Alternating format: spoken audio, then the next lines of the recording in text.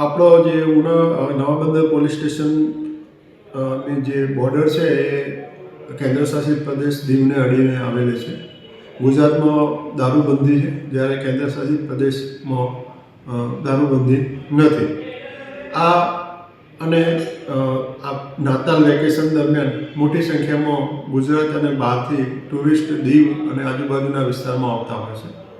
આ ધ્યાને લઈ અને નવા બંદર પોલીસ સ્ટેશન વિસ્તારમાં તળ અને નલિયા માંડવી ખાતે 2 જગ્યાએ વાહન ચેકિંગના પોઈન્ટ ઊભા કરવામાં આવ્યા છે.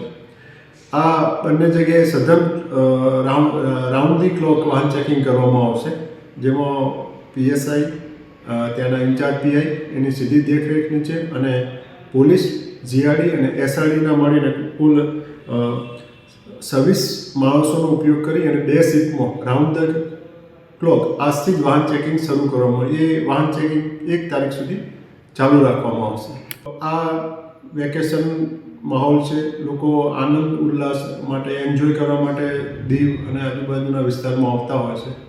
મારે જે પર્યટકો આવે છે એમને એક જ વિનંતી છે અને હું આશા રાખું છું કે તેઓ જે ગુજરાતમાં દારૂબંધી છે એ ધ્યાને રાખે અને વાહન વ્યવહારમાં પણ ટ્રાફિકના નિયમોનું પાલન કરે.